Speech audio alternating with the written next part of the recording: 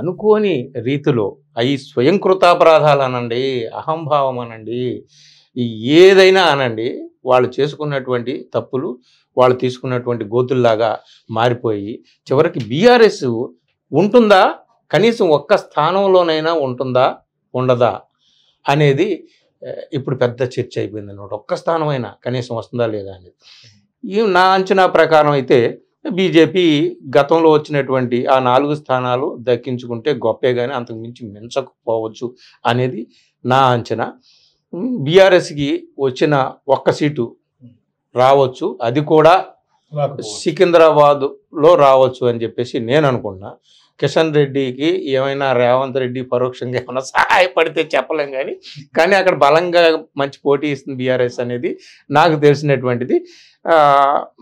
ఇక టర్న్అవుట్ అని అంటారా, తక్కువగానే ఉంది. మల్కాజ్గిరి ఒకటి అత్యల్పంగా అవుతుంది. ప్రతిసారి సిటీ అర్బన్ ఓట్స్ లో 3 మారట్లేదు. ఇవాళ ప్రత్యేకంగా ఎక్కువ శాతం ఏపీకి తరలి వెళ్ళినటువంటి నేపథ్యంలో సిటీ ఓటర్ 3 ఎందుకో పూర్తిగా టర్న్అవుట్ కావట్లేదు. హైదరాబాద్ కానీ మల్కాజ్గిరి. ఈ ఎఫెక్ట్ ఎట్లా ఉండేది, ఎవరికి ఇంపాక్ట్ పడుతుంది? భయంకరంగా ఉందండి. ఏపీకి నాకు తెలిసి ఆ ట్రైన్స్లో ఆ రష్, బస్సులు, స్పెషల్ బస్సులు, అసలు సంక్రాంతికి కూడా అంత పెద్ద ఎత్తున వెళ్ళలేదేమో. ఈసారి ఇంత ఎంతూసియాటిక్గా ఉన్నారు ప్రజలు, ఇంత ఉత్సాహంగా వెళ్ళారు.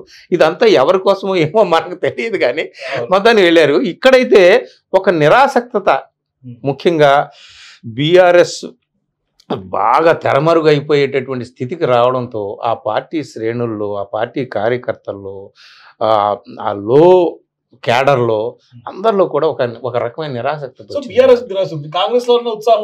కాంగ్రెస్లో కూడా ఉత్సాహం ఉండాలి కానీ ఏమిటిది, ఎందుకు తగ్గింది ఏమిటి అనేది ఒకసారి మనం ఇంకా పోస్ట్ మార్టం చేయాలి. ఇప్పటికీ కూడా కాంగ్రెస్ అప్బీట్ మూడ్లోనే ఉంది.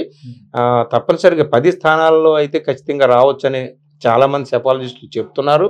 చాలామంది సర్వేల ద్వారా మనకి అర్థమవుతుంది. నా అవగాహన కూడా ఇంచుమించు అలాగే ఉండొచ్చు. కానీ ఈ లో టర్న్అవుట్ ఏ విధంగా ఇంపాక్ట్ పడుతుంది, రిజల్ట్ ఎట్లా ఉంటుంది అనేది కదా కొంచెం అనుమానాలు అయితే తలెత్తుతున్నాయి.